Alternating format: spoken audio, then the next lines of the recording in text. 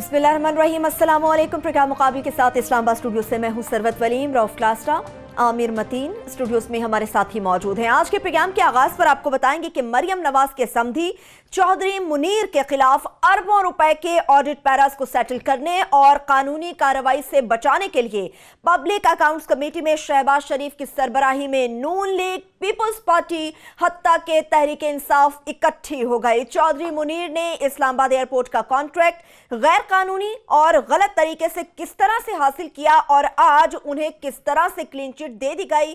PSC ने bill आखिर बड़े सियासतदानों के करीबी रिश्तेदारों के स्कैंडल्स को सेटल करने का काम शुरू कर दिया। 68 अरब रुपए के नुकसान पर कैसे 3 इंजीनियर्स की तनज़्ज़ुली करके बड़े बड़े मगरमच्छों को बचा लिया गया।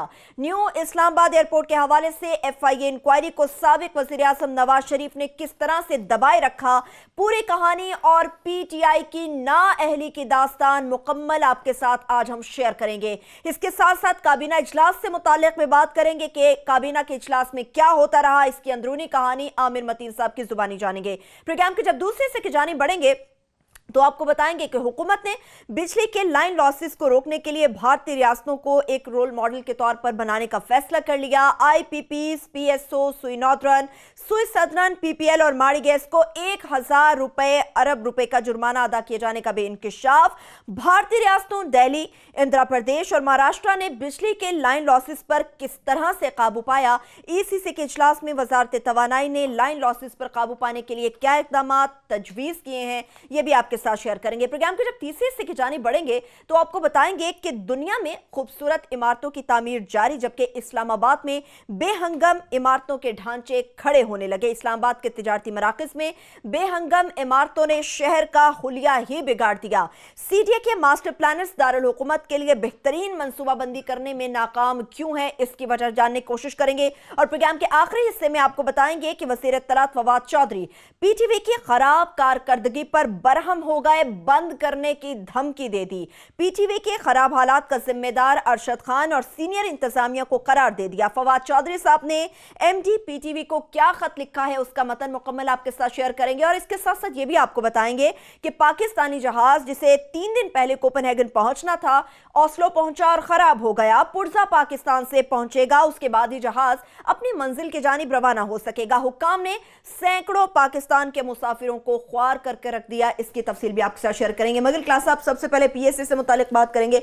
बड़ा ही हंगामा भी मचा रहा, आज टीवी पर भी मचा रहा। टीवी की तो बात अलग है, आप तो खुद पीएससी में मौजूद थे, क्या हुआ वहां पे? आज बड़े अरसे बाद जब से शहबाज शरीफ साहब वो बने हैं चेयरमैन बने हैं, तो आज मैंने कहा कि हम भी जाएं ज़रा जंगल में मंगल देखें, शोर देखें, क्योंकि 15 साल से कवर कर रहे हैं। तो आज मैंने 2-3 घंटे जो हैं पब्लिक अकाउंट्स कमेटी में गुजारे हैं। तो मैंने कहा ज़रा चेक करें कि नया माहौल, नया एनवायरनमेंट। हमने तो स्टार्ट किया था, आपको याद होगा, एच.यू. बेग साहब से शुरू किया, फिर चौधरी निसार अली खान साहब रहे, नदीम अफजल चंद साहब रहे, खुर्शीद शाह साहब रहे, तो अब आजकल शहबाज शरीफ साहब हैं। तो मैंने कहा जाके ज़रा ये माहौल को देखते हैं। और इतनी सारी चीज़ें एक ही 2-3 घंटों में मैंने देखी हैं या मेरे उसमें आई हैं, तो मैं अगर मुझे समझ नहीं आ रही थी, आप देख ही रहे थे कि पिछले 3 घंटे से मुझे एक तरह इधर से पकड़ें चादरों को, वहाँ से पकड़ें, कौन सी स्टोरी है, किस चीज़ को आगे लें। स्टार्ट तो आमिर साहब करते हैं कि वही हुआ जो हम जिस इस ख़तरे का इजहार करते थे कि आज जो ही मीटिंग शुरू हुई है तो और आए हैं शहबाज शरीफ साहब, ज़रा लेट हैं थोड़े से, तो उनसे पहले जो हैं सरदार नसरुल्लाह दरिशक साहब जो हैं, उन्होंने शायद एक लेटर लिखा था शहबाज शरीफ साहब को मीटिंग से 1-2 घंटा पहले कि जनाब आप जो है अखलाकी तौर पर आप यहाँ आप इस पे चेयर पे ना बैठें, क्योंकि एफआईए जो है आप इसको मतलूब रहे हैं, या एफआईए ने आप पे आके मुकदमा किया था, केस किया था मुल्तान मेट्रो का भी, ऑरेंज इसका ट्रेन का भी। उन्होंने उनको लेटर लिखा। अब इस पे साफ ज़रा शोर मचना था और उस पर शहबाज शरीफ साहब ने खैर अपने उन्होंने आके जवाब देने शुरू किए जी कि मेरा तो नाम ही नहीं था मेट्रो में, तो बड़ा गलत किया गया। बल्कि उन्होंने अपने खबर ब्रेक की कि इमरान खान साहब ने ये चाइना में कोई टीम भेजी थी कि जाएं और वहाँ पे मेट्रो के कोई सबूत ढूंढ के लाएं मुल्तान में, तो कुछ नहीं मिला उनको, उनके बकौल। तो वो और उन्होंने जहाँ के और उस पर बहस शुरू होगी, साफ ज़ाहिर है। यही बात हम कहते थे कि अगर वहाँ पे चेयरमैन पब्लिक अकाउंट्स कमेटी ने 40 मिनट तक अपने कंडक्ट पे, अपने स्कैंडल्स पे और अपनी ही उनकी कमीशन पे बैठ के वजाहतें मेम्बरान को देनी है, तो उससे आप इतने बड़े फोरम का अखलाकी जवाज़ उसके बाद नहीं रह जाता कि 40 घंटे जो टॉपिक था। और इसकी ऑफिस ऑफ चेयरमैन पीएससी की ह्यूमिलिएशन है कि वहाँ पे आपके DGFI आपको सुन रहे हैं, बशीर मेमन साहब जो आप लोगों के सामने आगे बैठे हुए हैं, उसमें सिविल एविएशन के लोग बैठे हुए हैं, उसमें आपके सामने पेपरा के लोग बैठे हुए हैं, वहाँ पे आपके ये लॉ मिनिस्ट्री बैठी हुई है, आपका ऑडिटर जनरल पाकिस्तान बैठा हुआ है, आपका मीडिया बैठा हुआ है, पूरा सेक्रेटेरिएट बैठा हुआ है। उनके सामने वहाँ पे जो हमारे साहब हैं ये शहबाज शरीफ साहब, उनके एक्ट्स और मिशन एंड कमीशन उनके डिस्कशन हो रही है, उनसे जवाब तलबियाँ हो रही है, वो वजाहतें दे रहे हैं। इससे आप देख लें कितना बड़ा थिएटर वहाँ पे 40 मिनट के लिए वो लगा होगा। उसमें ख्वाजा आसिफ साहब ने साफ ज़ाहिर है अब उनके लॉयलिस्ट बैठे हुए हैं, उस ये राना तनवीर साहब बैठे हैं, रोहेल असगर साहब बैठे हैं। अब उनका भी गुस्से में आना ज़रूरी था कि शहबाज शरीफ साहब की उनकी तौहीन हो रही है, उनसे सवाल जो आप पूछे जा रहे हैं। वो खैर आखिर पे उनका मुकाव हो गया। उन्होंने कहा कोई नहीं जनाब, आप पे क्योंकि FIA का केस आपके बकौल नहीं है तो लिहाजा इस मामले को सेटल करते हैं, आगे बढ़ते हैं, आप ही अकाउंटेबिलिटी करेंगे शहबाज शरीफ साहब, और कोई यहाँ पे कर भी नहीं सकता। फेयर एनफ, आगे चल पड़े।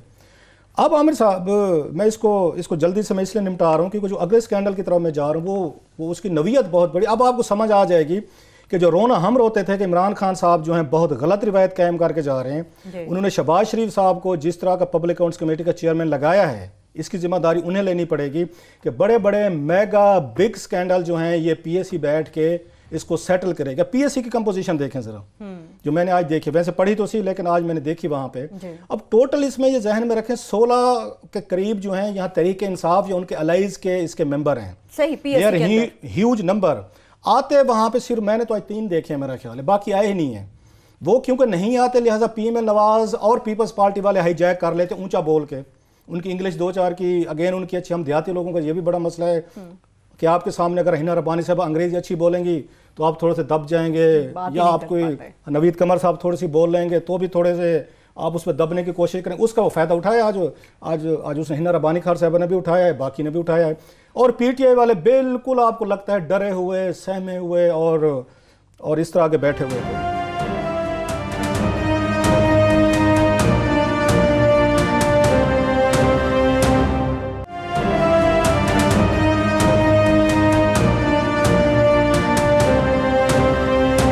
चलते हैं आमिर साहब, जो असल चीज किसी को समझ नहीं आ रही थी कि आज ये गैंगअप कैसे हुई है। PSC एक आई थी, रिपोर्ट आई थी सिविल एविएशन अथॉरिटी की, सर इस्लामाबाद एयरपोर्ट की हम सारे बातें करते रहते हैं।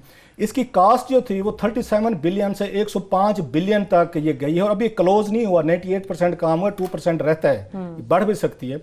इस पर सारे हैरान थे कि सारी जो कास्ट थी ये 37 से 105 अरब तक कैसे पहुंची है। एक वहाँ पे ऑडिट पैरा एक ऑडिटर जनरल पाकिस्तान लेके पिछली दफ़ा उस पर भी बात हुई, वो भी कोई PSC में कोई जो मैंने देखा है कि वो पढ़ के नहीं आती, ये रिपोर्टें, ये ब्रीफ्स, इंक्वायरीज वगैरह वहीं पे उनको दे दी जाती हैं, वहीं पे बैठ के यूं करके वो देख के तो बहस उस पर शुरू होती है। जो लग रहा था कि उनकी तैयारी उस तरीके की नहीं है, इसलिए उनको बड़ी आसानी हुई शहबाज शरीफ साहब को जो करना चाहते थे। स्टोरी यहाँ से ये निकली कि एक आमिर साहब यहाँ पे जब ये बना ना एयरपोर्ट, अब देखें इस मुल्क में डाके कैसे पड़ते हैं, और मुशाहिद हुसैन ने वहाँ पे अगरचे चुप रहे हैं, उन्होंने बात नहीं की 2-2.5 घंटे तक। वो शायद अपना वो लेने आए थे, सिर्फ वो क्या कहते हैं जो उनका TADA या अलाउंस होते, बात एक भी नहीं की उन्होंने। एक काम की बात की, उसके बाद मेरा ख्याल उनका TADA बनता था। एक बात उन्होंने कहा जनाब ये सारा स्कैंडल जो मैं देख रहा हूँ, सुन रहा हूँ, और जिस तरीके से लूट मार की है पूरे के पूरी एयरपोर्ट के ये केस में, उन्होंने कहा कि ना मुझे फिल्म याद आ गई, catch me if you can, इस तरह की है कि इतना बड़ा। उन्होंने कहा इस पे तो मूवीज बनती होती हैं, जो आप भी कहते हो तो ब्लॉकबस्टर, अगर आपने फिल्म बनानी हो ना तो ये सबसे बड़ा फिट केस है कि पाकिस्तान में ब्यूरोक्रेसी, पॉलिटिशियंस, ये आपके ठेकेदार, कंट्रैक्टर कैसे मिल के इस मुल्क को लूटते हैं। That's a classic case. Aamir साहब हुआ क्या, अब कहानी कहाँ से शुरू हुई है सर, और कहाँ पे आज एंड किया है इन्होंने शहबाज शरीफ साहब ने, और उनकी नाहली मैं कहूँगा PTI के जितने मेंबर थे मादरत के साथ नाराज़ हो जाएंगे। उसमें शिबली फराज साहब को भी कसूरवार में ठहराता हूँ, उनकी मुनज़्ज़ा हसन साहबा बैठी थी, वो भी मैं कहता हूँ उन्होंने गलत तरीके से उन्होंने वहाँ पे कुछ चीज़ें की, वो भी मैं एक्सप्लेन करता हूँ, और बाकी भी एक उसके बाद वो तो बोले नहीं है। सरदार नसरुल्लाह दरिशा को तो उन्होंने, ख्वाजा आसिफ ने, राना तनवीर ने, रोहेल असगर ने, आपको पता क्या किया होगा। उसके बाद उसकी सरदार साहब की अपने इलाके में दहशत बढ़ी है, वहाँ पे वो बहुत बड़े वो बिग गन है सरदार नसरुल्लाह दरिशा, यहाँ पे इन्होंने तीनों ने उनको बिल्कुल उन्होंने साइड पे करके बिठा दे, जुर्रत नहीं हुई फिर इस सरदार साहब को बोलने की। हम सब कहानी यहाँ से शुरू हुई जब शौकत अजीज साहब को शौक चढ़ा, अब जरा फिल्म बनाती है ना जरा, क्योंकि उन्होंने कहा है कि फिल्म कोई मतलब फिल्म बन सकती है, को समझ कैसे उसको मुशाहिद हुसैन साहब के बकौल। जब इनको शौक चढ़ा, शौकत अजीज साहब ने वज़ीर आज़म बनना था, उसके लिए इलेक्शन लड़ना था, अब मैं नाम नहीं लेता उन लोगों के, उन्होंने जिन्होंने इनके लिए सीट खाली की थी और अपनी बेटी की सीट खाली कराई कि आप आएँ और हमारे पास इलेक्शन लड़ें, उन्होंने इलेक्शन लड़वाया शौकत अजीज़ को, उन्होंने वज़ीर आज़म लड़वाया, उनकी बेटी ने इनके लिए जनाब सीट खाली की। अब आपको पता है अमेरिकन कहते हैं there are no free lunches. Shaukat Aziz साहब तो बन गए वज़ीर आज़म, उन्होंने कहा जनाब अब आप एक मेहरबानी फरमाएं, हमने तो आपके लिए इतना कुछ किया है, जिन्होंने इनको सीट दी थी, आप यहाँ फतेह जंग में ना एक एयरपोर्ट का ऐलान करें ताकि लोगों के लिए भी बड़ा थोड़ा सा अच्छा हो जाएगा, हमारी भी बले बले हो जाएगी।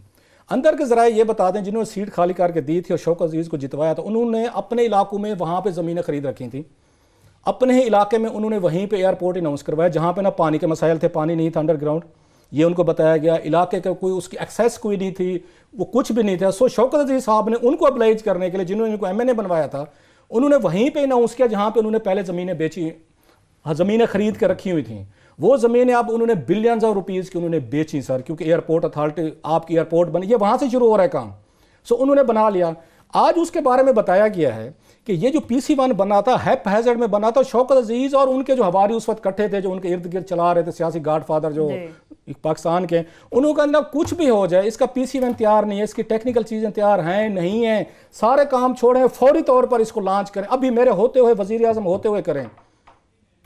उसके जनाब इन्होंने बगैर तैयारी के इन्होंने PC1 लॉन्च किया सर, 1 बिलियन रुपीज़ के इन्होंने उस वक्त उनको प्रोजेक्ट दे दिया और उस पर कोई काम नहीं हुआ। फिर उनको 2 साल बाद नया देना पड़ा। ये देखना खांचे कैसे लग रहे हैं, पैसे कैसे लग रहे हैं। ये काम वहाँ पे शौकत अजीज़ साहब उनको अब्लाइज करके गए, जिन्होंने इनको सीटें दी थी, जिन्होंने इनको आके उनको टिकटें दी थी। हेयर कम सर पीपल्स पार्टी आ गई सर 2008 के आपके इलेक्शन में। अब नवाज शरीफ साहब की आधी कैबिनेट बैठ गई, उसमें ख्वाजा आसिफ साहब भी शामिल थे, आज बैठे हुए थे। उस वक्त इन्होंने जब आके बिडिंग प्रोसेस की, तो बिडिंग के लिए 2 कंपनीज आई सर आमिर साहब इनके पास, जिसकी आज जिसकी रिपोर्ट हम आज जिसका पैरा था 11 बिलियन रुपीज़ के करीब का, उसमें एक लेगन थी सर, उसके साथ हसनैन कंपनी थी, वो लाहौर की पार्टी थी, ये बहर के लोग थे, इनकी 60 और इनकी 40 के करीब इनकी इक्वेशन बनी और इनको लेटर ऑफ ये इंटेंट पे ही इनको बिडिंग की इजाज़त दे दी कि बगैर इनके वो किए कि आके चीज़ें क्वालिफाई किए बगैर लीगली तौर पर ये अभी वहाँ पे बिड नहीं कर सकते थे। इनको 3 दफ़ा डेट इनकी एक्सटेंड की गई कि आप आएँ और इसमें बिडिंग में शरीक हों। अच्छा। एक और चाइनीज़ कंपनी भी थी सर आमिर साहब, खैर इनको उन्होंने दे दिया कंट्रैक्ट 12 बिलियन रुपीज़ का, इनका 12 का था, चाइनीज़ का इनका 18 का था, मिल गया सर। अब यहाँ से कहानी शुरू होती है जिसका PSC में जो बम शेल के तौर पर किसी को समझ नहीं आई कि सारा मेला किस लिए रचाया जा रहा है। अचानक एक दिन इनका जो पार्टनर JV का ये होते 2, 3, 4 लोग जॉइंट वेंचर करते हैं, वो इकट्ठे हो सकते हैं लीगली तौर पर, फेयर एनफ। अब उन्होंने क्या किया सर, 2 इसमें से 2 इसमें वो थे, इस जॉइंट वेंचर में ज़्यादा पार्टीज नहीं थी। अब इन्होंने क्या किया सर, एक पार्टी ने कहा जी हम तो जॉइंट वेंचर से हम निकलना चाहते हैं, वो निकल गई, आपस में उनके मसले शुरू हो गए, डिले हो, और उसकी वजह से डिले होना शुरू हो गई। उन्होंने जनाब सिर्फ 7% काम किया था, 2010 तक आ रहा था, काम ही उनका पीछे था, वो नहीं कर, जिससे एस्केलेशन कास्ट बढ़ गई इसकी, वो निकल गए सर। दरमियान में क्या हुआ, जो ही वो निकले उसके बाद एक और पार्टी उन्होंने शामिल कर दी, जिसकी यहाँ पे डायरेक्टर जनरल DG जो CA था उसने अप्रूवल दे दी। यहाँ से सारी कंट्रोवर्सी शुरू हुई है, क्या वो पार्टी इस कंट्रैक्ट में बिलियंस ऑफ रुपीज़ के कंट्रैक्ट में शामिल हो सकती थी या नहीं हो सकती थी। इस पे पेपरा ये कह रही थी और इस पे इन्होंने भी कहा ऑडिटर जनरल पाकिस्तान ने कि जनाब जब जॉइंट वेंचर होता है, अगर 2 पार्टीज हों, एक निकल जाए तो जॉइंट वेंचर आपका टूट जाता है, आपको नए सिरे से बिडिंग करानी पड़ती है, ताकि जो नया आपका जॉइंट वेंचर में पार्टी शामिल हो रही है उसकी फाइनेंशियल पोजीशन क्या है, उसकी टेक्निकल क्या है, उसकी एक्सपर्टीज क्या है, उसके पास कौन से रिसोर्सेज हैं, वो क्वालिफाई करती है या नहीं करती। इन्होंने क्या पे आके हरकत की सर, इन्होंने उस वक्त उसकी दोबारा बिडिंग नहीं होने दी, इन्होंने चुपके से एक उसमें से निकाल दी पार्टी, दूसरी पार्टी इन्होंने एंटर कर दी सर, और उसके लिए इन्होंने लीगल प्रोसेस को फॉलो नहीं किया, नए सिरे से बिडिंग नहीं की और कंट्रैक्ट उन्हीं को ही दे दिया। वो पार्टी किसकी थी सर, वो कंट्रैक्ट किसका था, वो बता देते हैं जरा ब्रेक से वापस आके क्लास साहब। यहाँ से सारी कहानी शुरू होती है। जो आज उन्होंने मामू बनाया ना PSC में, उन्होंने वहाँ पे सबको और स्पेशली तरीके इंसाफ को, वो पार्टी वो वहाँ पे वो जो उसमें शामिल हुई है, सही है, वो कौन लोग थे, ये सारी स्टोरी। बिल्कुल, ये सारी स्टोरी है। उस कहानी में शामिल होने वाले कौन थे, इस कहानी का सिरा कहाँ से कहाँ तक मिलेगा, एक छोटी सी ब्रेक से वापस आएंगे, मुकम्मल डिटेल आपके साथ सामने रखेंगे, हमारे साथ रहिएगा।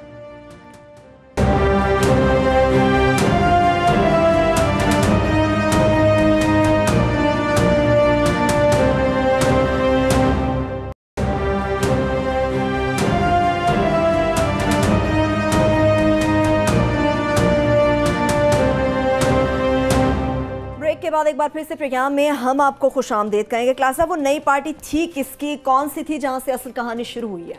आमिर साहब वो जो पार्टी थी जिसके लिए इतना सारा एहतमाम किया गया था और जिसके लिए बड़ी फेवर्स दी, यहाँ पे उन्होंने CA ने दी, सिविल एविएशन ने दी, जरदारी साहब की हुकूमत ने दी, गिलानी साहब की हुकूमत थी और सब कुछ अकोमोडेट, सारे रूल्स रेगुलेशन पीछे डाल के उन्होंने किया। वो चौधरी मुनीर साहब की उनकी कंपनी है सर। चौधरी मुनीर साहब बता भी दे ये स्टोरी है और ये सुबह से मैं देख रहा था टीवी पे, सब कुछ बताया जा रहा था, ये भी बताया जा रहा था कि ये कंपनी किसकी है। उनको पता है, वो जितने ही बैठे हुए थे आमिर साहब, वो सबको ही पता नहीं था, माँ सिवाय 3-4 लोगों को, कि ये कंपनी किसकी है। वही 3-4 एक्टिव थे।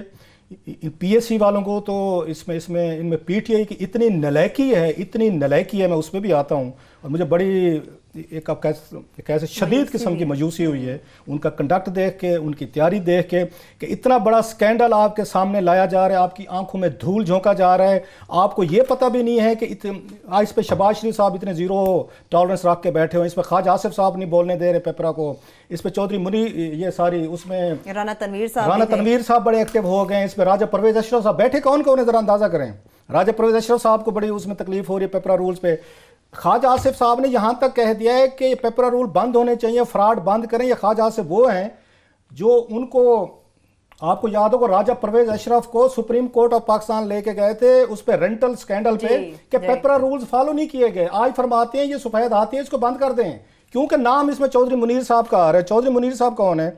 वो मरियम नवाज साहबा के उनके समधी हैं, नवाज शरीफ साहब के रिश्तेदार हैं। आज सारे हुए हैं ये तीनों गैंग। अब इनको पता था ये कंपनी किसकी है, या चौथा ये दरवेश था जिसको पता था ये किस कंपनी की बात हो रही है सर। ना आपकी, मैं समझता हूँ इनको पता होगा, ये होगा पीपल्स पार्टी वालों को पता होगा। आई डाउट PTI को तो बिल्कुल ही पता नहीं था ना, और मीडिया के लोगों को मैं शर्तिया कह सकता हूँ किसी को नहीं पता था कि ये चौधरी मुनीर की कंपनी है जिसके लिए इतना बड़ा ड्रामा किया गया है, इतना बड़ा स्टेज यहाँ पे उस पर सेट किया गया है और सारा कुछ कवर अप। अब हुआ क्या आगे? अब उन्होंने उसको बचाना कैसे था?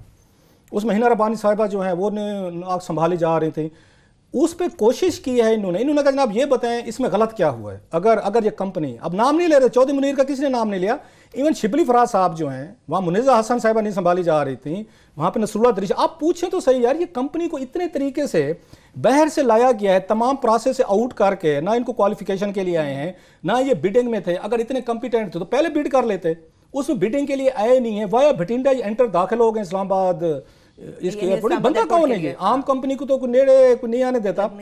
इनको दाद दें, किसी एक ने भी नहीं पूछा कि यार ये छोड़ दें, ये कंपनी जो है ये यहाँ पे टेक्निकल एसोसिएट्स पाकिस्तान, इसका मालिक कौन है, ये किसकी है?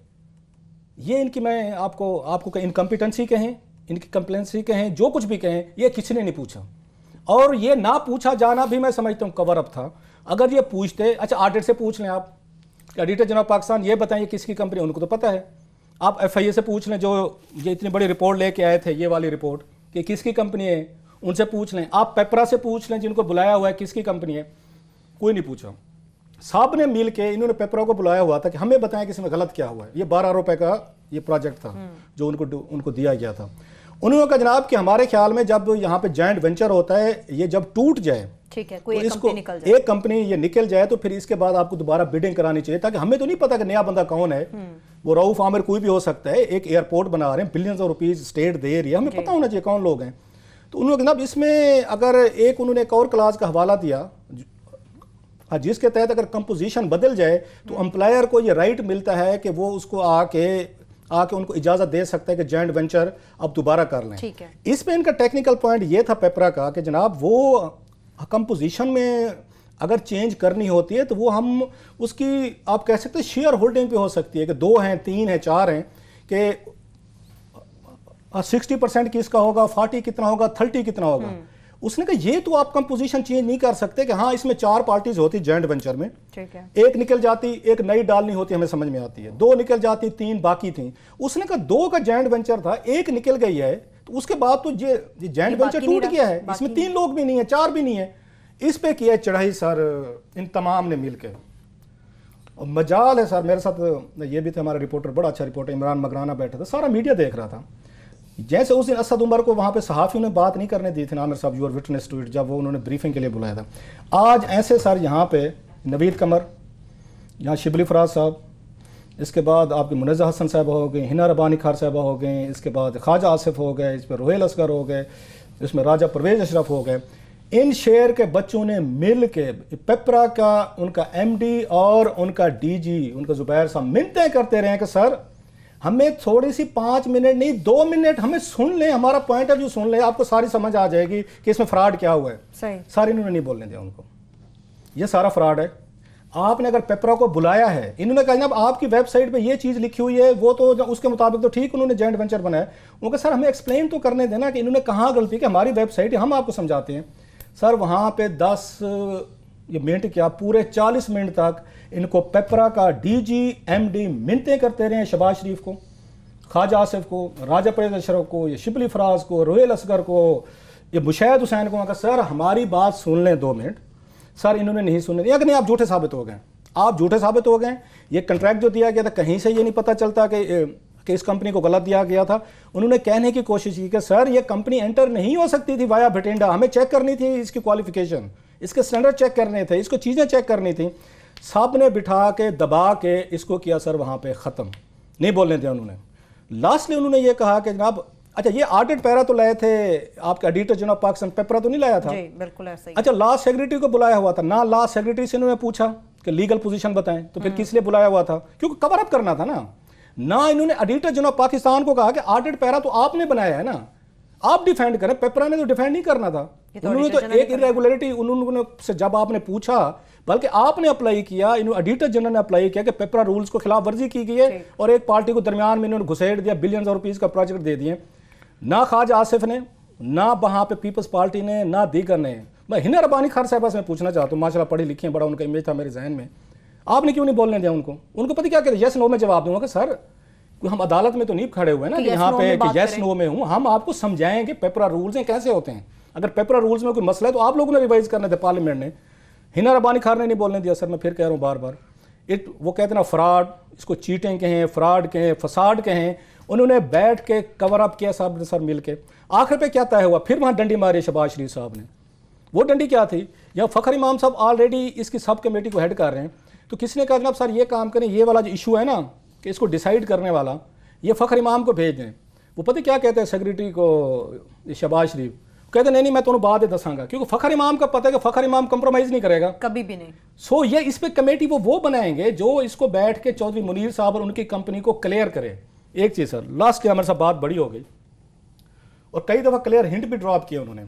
अब सवाल यह था कि FIA की इस पे सज़ा होनी थी कि सज़ा किसको दी जाए। हमने आपको उस दिन यहाँ पे बताया था कितने लोग थे जिनके नाम दिए गए थे इसमें जॉइंट, इसके जो जिम्मेदारानात यहाँ जिम्मेदार थे, हमने 24 के करीब बताए थे कि इसमें एविएशन का बोर्ड, इनके यहाँ पे आपको नाम भी हमने दिए थे, लेफ्टिनेंट जनरल तारिक वसीम गाजी, उसमें ये हो गए शहीद लतीफ़ साहब हो गए, दीगर लोग और 7-8 और भी लोग थे जिनकी नाक के नीचे ये काम होता रहा। मैंने अभी पूरी डिटेल नहीं दी, पूरा प्रोग्राम चाहिए था इसके लिए, वो हम अगले हफ्ते के लिए मैं आपको बताऊंगा कि कितने बड़े डाके मारे गए हैं इसके लिए। ये ऐसे इन्होंने 70 बिलियन रुपीज़ नहीं खाया, वो डिटेल में आज बचा के रखता हूँ, नेक्स्ट वीक आपसे शेयर करूंगा।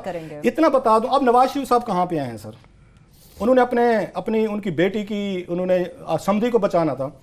इंक्वायरी रिपोर्ट सर ये बन के ये पेश हुई नवाज शरीफ साहब को 2015 में, ठीक कि जनाब ये लोग हैं जिनमें इन लोगों के नाम दिए गए थे। आमिर साहब जो मैं आपको बता रहा था कि स्क्रीन पर ज़रा चलाएं सर कि कौन से लोग थे जिनको FIA की इंक्वायरी में, ये 10 लोग थे जो बड़े बड़े थे। इनको उन्होंने प्राइमरी एक्यूज़ बताया, सेकेंडरी एक्यूज़ में तकरीबन सर 24 लोग थे, इनको बताया गया था। ये इंक्वायरी रिपोर्ट अब जिसमें उनके मरियम नवाज़ के समधी के बारे में सारी चीज़ें आ रही हैं, ये पेश हुई नवाज शरीफ साहब को। नवाज शरीफ साहब ने क्या किया, उनको पता था, उनको एक्शन लेना चाहिए था। प्रपोज दी गई थी कि ये 10 लोग हैं सर प्राइमरी एक्यूज़, ये हैं 24।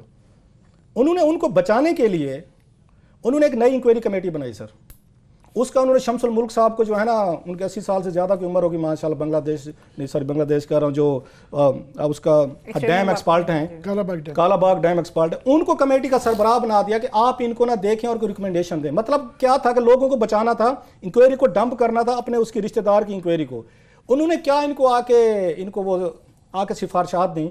उन्होंने कहा जनाब कि आप बाकी छोड़ें, क्रिमिनल केसेस की कोई ज़रूरत नहीं है, खैर है 60-70 रुपया खाना पीना था, खा पी गए, आप एक काम करें, इनको कहें कि इनके खिलाफ डिसिप्लिनरी और डिपार्टमेंटल एक्शन करें। अच्छा। आज इस कौम को मुबारक हो कि जनाब ये जो स्कैंडल था, ये 37 बिलियन रुपीज़ का एयरपोर्ट का जो 105 बिलियन में क्लोज होना है अभी, उस पर पता है किन लोगों को सज़ा दी गई। हमने आपको यहाँ पे बताया आमिर साहब 24/1 और 10 से 34 में से उन्होंने 3 जो इंजीनियर थे उनको डिमोट किया है। आज ये बताया गया कि 70 बिलियन रुपीस की जिस पे जिम्मेदारी पड़ती है वो किसी बड़े पे नहीं बनती, वो सीए के बोर्ड पे नहीं बनती, डीजी आपके सिविल एविएशन पे नहीं बनती, आपके मिनिस्टर पे नहीं बनती, आपके इन तमाम लोगों पे नहीं बनती, बड़े बड़े बिग गन्स।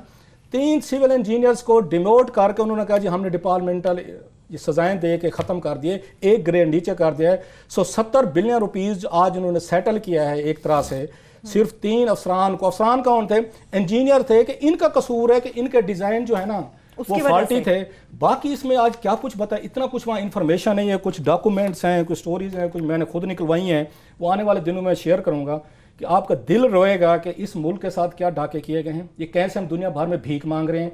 इससे बेहतर है इमरान खान साहब, जो मुझे तकलीफ है, मुझे इमरान खान से शिकायत है आज मैं PSC में बैठने के बाद, इसको बंद कर दें सर, ये ढकोसले बंद करें। आपकी पार्टी के लोग भी बिल्कुल इंटरेस्टेड नहीं है, तैयारी करके नहीं जा रहे। इतने बड़े बड़े मेगा करप्शन स्कैंडल अगर शहबाज शरीफ ने बैठ के अपने रिश्तेदारों को सेटल करने हैं और आपकी वजह से करने हैं, इसको बंद रहने दें सर। हो सकता है कि आज से 100 साल बाद, कोई 50 साल बाद, 70 साल बाद कोई बेहतर लोग हैं, कोई बेहतर PSC है, कोई बेहतर इंस्टीट्यूशन में भी अगली हुकूमत बेहतर आ जाए, जो बैठ के इनके सारी चीजें देखें। मेरिट पे इन पे क्रिमिनल केसेस होने चाहिए, इन तमाम 24 लोगों पे जिनके नाम दिए गए हैं, उन 10 लोगों पे इनके खिलाफ प्रोसीडिंग हो रही है। आपने मौका फराहम किया है शहबाज शरीफ को, इमरान खान ने, PTI ने, कि आप बैठ के अपने रिश्तेदारों के स्कैंडल, आज वही मरियम नवाज साहब बिल्कुल मजलूम बनी हुई है सर, नवाज शरीफ साहब मजलूम बने हुए हैं अपने रिश्तेदारों के साथ मिल के, जो इन्होंने फ्रॉड किए हैं सर। इन्होंने इंक्वायरीज रिपोर्टिंग को डंप किया है, इन्होंने सारे के सारे कवर अप किए हैं। उसको आज हमने सबसे ब्लैटेंट आज उसका मुजाहरा PSC में देखा आमिर साहब। इससे बेहतर है इसको बंद कर दें। वो नहीं आते, इनके पास 16 लोग हैं सर।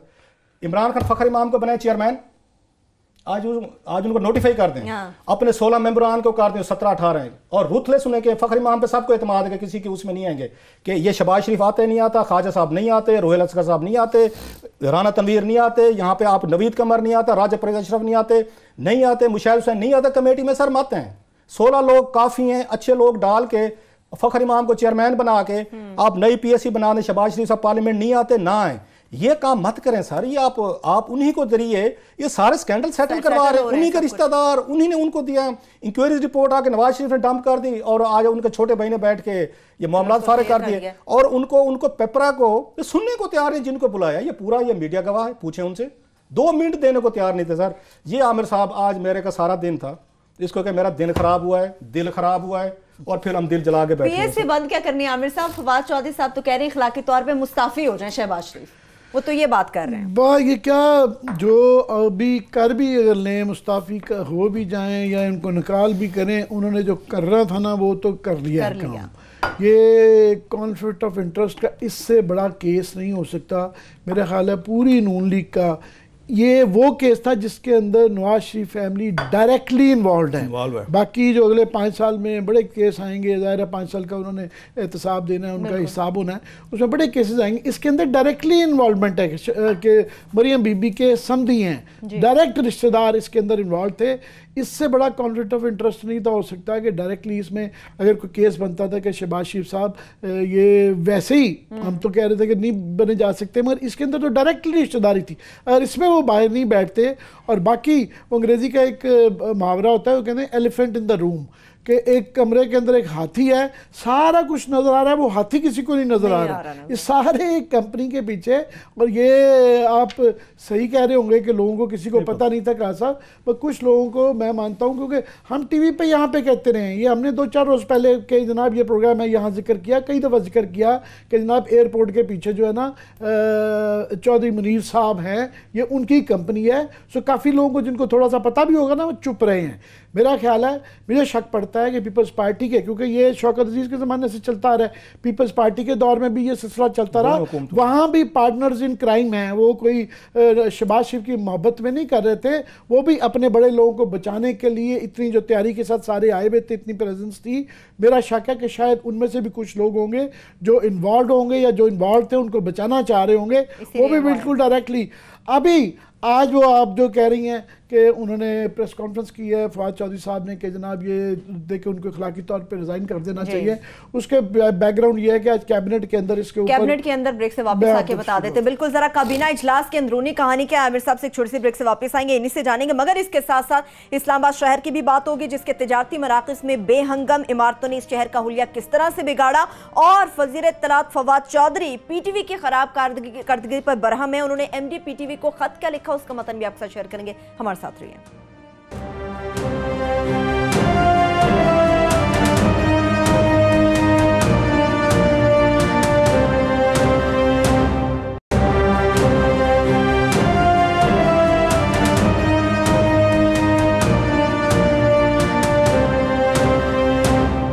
ब्रेक के बाद एक बार फिर से आपको प्रोग्राम में हम खुशामदीद कहेंगे। काबीना इजलास से मुतालिक आमिर साहब बात हो रही जी। काबीना इजलास में आज प्राइम मिनिस्टर नवाज शरीफ साहब और प्राइम मिनिस्टर इमरान खान ने, अब उन्हें आए हुए 6-7 महीने हो गए आमिर साहब, एयरपोर्ट के हवाले से चौधरी मुनीर का जिक्र हो रहा था तो इसलिए शायद आज उन्होंने फाइनली जो है ना गुस्से का इजहार किया और उन्होंने कहा जनाब कि शहबाज शरीफ साहब को पब्लिक अकाउंट कमेटी से निकाला जाए, चाहे वोट आउट किया जाए। अगर वो खुद रिज़ाइन नहीं करते, जो रिज़ाइन तो वो बिल्कुल नहीं करेंगे, इनको इस तरह का कोई तरीका करना पड़ेगा कि इनकी मेजॉरिटी है, सिंपली उनको वोट आउट करने का है। मगर उसके पीछे उन्होंने इस पे बड़ा गुस्से का इजहार किया है क्योंकि उनको ये बयानिया बेचा गया था कि देखें ना हुकूमत में जब आते हैं तो हुकूमत चलानी होती है, नरम रवैया रखना होता है, फिर कानून साजी के लिए कमेटियाँ नहीं बन रही और गवर्नमेंट आगे नहीं चल रही है, ब्ला ब्ला ब्ला ब्ला। उन्होंने कहा जनाब मुझे ये आपका आर्गूमेंट बिल्कुल नहीं चाहिए, तो ये डब्स भी नहीं चाहिए। ना सिर्फ कि ये पब्लिक अकाउंट कमेटी के अंदर हमें कोई न्यूट्रल आदमी चाहिए है, दूसरा ये है कि वैसे भी किसी किस्म की ढील नहीं है, हमारी गवर्नमेंट की तरफ से नहीं जाएगी। बाकी नैब जाने, अदालतें चलें, मगर हमारी गवर्नमेंट के अंदर जो इदारे हैं वहाँ किसी किस्म की ढील नहीं होने देंगे मज़ीद। जिसका ये मतलब है कि शायद ये थोड़ी सी ढील वाला ये पैकेज हुआ था जो शहबाज शरीफ साहब को पीएससी का चेयरमैन बनाया गया, तो एक किस्म की एक डील कह लें उसको वो दी गई थी और उसकी शायद उसकी जगह पे कोई उम्मीदें भी थी कि इसके ज़रिए वो भी कोई ढील दिखाएंगे, जो कि उन्होंने बड़ी चालाकी से वो इस्तेमाल करके बन के बिल्कुल नहीं दिखाई। ख़ास तौर पे इमरान खान साहब जो लास्ट अपीयरेंस के अंदर वो बजट के ऊपर जो उनकी बेइज्जती की गई, आवाज़ें लगाई गई, उन्होंने आज ये फरमान जारी कर दिया है कि इसको बिल्कुल ख़त्म करें। अब क्वेश्चन इसके अंदर यह है कि ये सिर्फ पीएससी का मसला नहीं है, ये एक तो अखलाकी तौर पे हमारा तो बहुत रहा है कि ये कर नहीं सकते थे, मगर अभी ये मसला आ गया है कि शहबाज शरीफ साहब बहरहाल एक मुल्जिम है। एक तो पीएससी के अंदर वैसे न्यूट्रल होता है कि आप कोई आदमी अपने केसेस के ऊपर जज नहीं बन सकते, मगर यहाँ पे सूरत हाल ये है कि एक आदमी जो कि मुल्जिम है, अदालत तो जेल के अंदर है, वो जेल से लाया जाता है, उसका जुडिशल प्रोसेस रुक गया है। आज फॉर एग्जाम्पल अदालत ने कहा है कि जनाब किधर है हमारा मुल्जिम, तो वो उनका पहले नेशनल असेंबली का सेशन चल रहा होता है, जब नहीं होता क्योंकि वो चेयरमैन है तो वो पीएससी का मीटिंग बुला लेते हैं, सेशन बुला लेते हैं, तो वर्चुअली वो दस्तयाब ही नहीं होंगे अदालतों को और तफ्तीशी इदारों को उस तफ्तीश के लिए, जिससे कि तफ्तीश का प्रोसेस, जुडिशल प्रोसेस वो रुक गया है। सो यही आर्गूमेंट काफ़ी था कि नहीं बनाया जाता या तो बे। अब लास्टली ये है कि सबसे बड़ा क्वेश्चन ये है कि अगर हटा भी ये दिए जाएं तो जो सबसे बड़ा ये जो हाथी था वो तो क्लियर करवा लिया। ये केस है, मकरार साहब से पूछ रहा था वक्फे के दौरान कि जनाब ये किस हद तक कवर हो गया, उन्होंने कहा जी मोर और लेस तो ये डंप कर किया जा चुका है, तो पता नहीं अभी कितनी इसकी गुंजाइश है, नहीं है तो निकालनी चाहिए क्योंकि ये सबसे बड़ा केस है। और भी बिताशा 5 साल का हिसाब आएगा, मगर इस केस में तो डायरेक्टली रिश्तेदारी है और ये अगर इसके ऊपर भी ये इस तरीके से कंप्रोमाइज करने के लिए तैयार है पीटीआई गवर्नमेंट, तो वाकई फिर बंद कर दें। आपने बड़ा अच्छा एक बताया, 2-3 चीजें। इनकी मेजॉरिटी है पीएससी में, अब बन चुकी है पीएससी। इमरान खान साहब कहें अपनी पार्टी का वहां पे ये नो कॉन्फिडेंस का वोट पेश करें, शहबाज शरीफ इज आउट। और पीपल्स पार्टी रोल इसलिए नहीं डाल सकती, जब चौधरी यहाँ पे आपको याद होगा निसार अली खान साहब ने छोड़ी थी पीएससी 2000 मेरा ख्याल है 12 में या उससे पहले, तो उन्होंने नदीम अफजल चंद को बना दिया था चेयरमैन। नदीम अफजल चंद साहब एमएनए थे और वो वो उसके पीपल्स पार्टी के थे, ये रिवायत मौजूद है। और वो सिंध में अभी भी उन्होंने वो बजिद हैं कि उन्होंने पीपल्स पार्टी का बनाना है, वहाँ उन्होंने पीटीआई को बिल्कुल भी पीएससी नहीं दी। और अगली बात उसमें इंटरेस्टिंग ये है कि नदीम अफजल चांद ने बड़ी बेहतर पीएससी चलाई थी, अच्छी पीएससी, बड़े समझदार आदमी है, बड़े वाइज हैं। सो ये जो फ्रॉड आज किया गया है कि आपने ना पेपरा को सुना है, उनको सनब किया है, सारे गैंगअप हो जाएंगे, लॉ सेक्रेटरी को आपने नहीं सुना, ऑडिटर जनाब पाकिस्तान ने ऑडिट पैरा बनाया था, उनको आपने टच नहीं किया। वहाँ मियाँ जहांगीर साहब जो उनको वो चुप करके बने बड़े होली बन के बैठे रहे, पैरा आपका था, आप डिफेंड करते।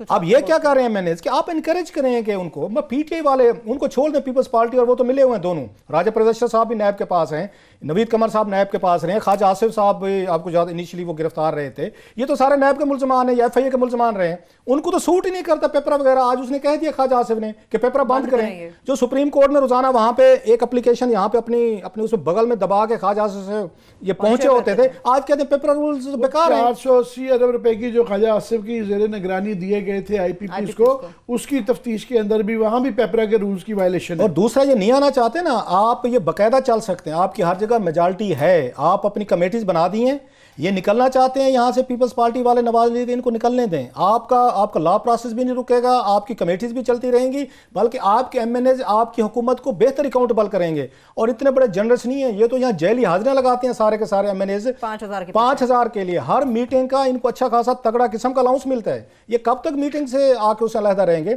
सर मैं फिर कह रहा हूँ, अगर आपने शहबाज शरीफ की कमेटी के जरिए इन स्कैंडल्स को आपने सेटल करवाना है तो इमरान खान साहब इतना बड़ा स्टिग्मा लेके जाएंगे, इससे बेहतर मैं फिर कह रहा हूं पीएससी 5 साल बंद रहती है, बंद रहे, शायद आपसे बेहतर हुक्मरान है, कोई बेहतर पीएससी है, बेहतर लोग हैं जो इनको आके बैठ के बगैर कंप्रोमाइज किए, बगैर डरे वो सेटल करें। ये दिन दिहाड़े फ्रॉड कर रहे हैं आप हमारे साथ। सो दैट्स ये बड़ा एक अफसोसनाक था जो मैंने देखा आज पीएससी फॉलोअप करेंगे, बड़ी स्टोरी है। लास्ट 4 मिनट से अभी हम पीटीवी की स्टोरी की तरफ बढ़ेंगे जी। ये पीटीवी का हम ये फॉलोअप करते रहे हैं कि अरशद खान साहब जो इस वक्त एक्टिंग एमडी हैं, उनसे नहीं चल रहा। इस वक्त रोज़ वहाँ पे हड़तालें चल रही हैं, यूनियन उस पे है, फंक्शंस के अंदर आज मैं देख रहा था फवाद चौधरी साहब को सहाफ़ी खड़े हो गए, बोर्ड के मेंबरान खड़े हो गए और उन्होंने कहा काफ़ी ज़्यादा प्रोटेस्ट आ रही हैं।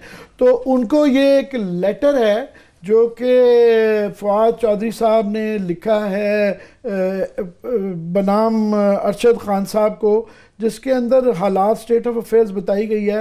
उन्होंने कहा जनाब कि हम जो है गवर्नमेंट जो है वो अपना डिसप्लेजर, अपना बिल्कुल भी मुतमईन नहीं है पीटीवी की मैनेजमेंट की परफॉर्मेंस से। फिर उसके बाद उन्होंने कहा है कि मैनेजमेंट ने अरशद खान साहब को लाया गया था कि जनाब आपको प्राइवेट सेक्टर से आएंगे, इस उम्मीद के साथ ये उसको कोई फार्मूला देंगे जिसको 20 अरब रुपए के लॉसेज हैं, 8 अरब रुपया वो बेल आउट का पैकेज मांग रहे हैं कि ये फार्मूला देंगे हमें, कोई उसमें देंगे। तो उन्होंने कहा जी आपने हमें कोई फार्मूला नहीं दिया और हमारे लॉसेस बढ़ते ना सिर्फ के बढ़ते जा रहे हैं। दूसरा, पीटीवी की हिस्ट्री में पहली दफ़ा हुआ है कि ये साउथ अफ्रीका का पाकिस्तान का हुआ है, मैच ही नहीं दिखाया गया और पीएसएल की बिडिंग होनी थी, उसके अंदर टोटली पीटीवी ने उस बिडिंग के प्रोसेस के अंदर से फारिग हो गए हैं और बिल्कुल नहीं हुआ। तो उन्होंने कहा जी आपका वो जो था ना कि जी आप प्राइवेट सेक्टर से कोई बहुत बड़े मैजिशियन आएंगे कमाल है, तो बिल्कुल वो वाला नहीं है। और उन्होंने कहा अगर ये नहीं करेंगे तो हमारे लिए बड़ा प्रॉब्लम है, बिजनेस प्लान चाहिए कोई फौरन। तो पीटीवी प्रॉब्लम में है। पीटीवी जनाब ये प्राइवेट अदारा नहीं, आपके मेरे सबके टैक्स से चलता है। 20 अरब रुपए का लॉस है। ये पीटीआई को इसको बैठ के सॉर्ट आउट करना चाहिए। इसको भी उनकी तरह तौला कासमी का फिर वो उन्हीं को ही ले आए। अगर आपको इतराज था कि वो गलत तरीके से चला रहे हैं तो आपने भी कोई मॉडल डिफरेंट नहीं दिया। आमिर साहब ये आपने बड़ी अच्छी बात की, इसको फॉलो करते रहेंगे।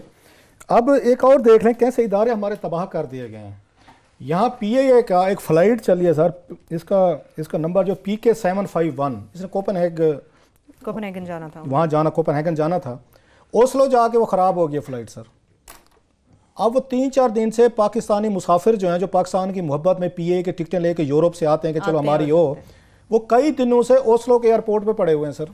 उनको ये बताया गया जनाब कि पुर्जा ख़राब हो गया पीएए का, अब पाकिस्तान से पुर्जा जाएगा, यहाँ से इंजीनियर जाएंगे, वो ठीक करेंगे, उसके बाद आएंगे, यहाँ वेल्डिंग होगी, वेल्डिंग हो गई, वहाँ पे उनके साथ बच्चे हैं, फैमिलीज हैं, उनका सामान है, पूरे के पूरे पाकिस्तानी यूरोपियन जो पाकिस्तानी हैं इनकी मोहब्बत में वो टिकटें लेते हैं पीएए के, वो बैठे हुए हैं, वो उनको खाने के मसले हैं, किसी को रहने के मसले हैं, एम्बुलेंसेज आ रही हैं, बीमार हो गए। वहाँ से मुझे SOS ये मैसेजेस हैं कि मेरे 2-4 उसमें कुछ जानने वाले कोई फैमिलीज़ हैं, उन्होंने कहा खुदा का खौफ इमरान खान को कहें कि मान लिया था कि हमने कोई बहुत बड़ा कसूर कर दिया कि PIA पे हम टिकटें लेके आते हैं। अब हमें बताएं, ओस्लो पे हम बैठे हुए हैं, पुरजा आपका पाकिस्तान से पुरजा जाएगा, इंजीनियर जाएंगे, बिल्डर जाएंगे और जाके ठीक करेंगे, फिर हम चलेंगे।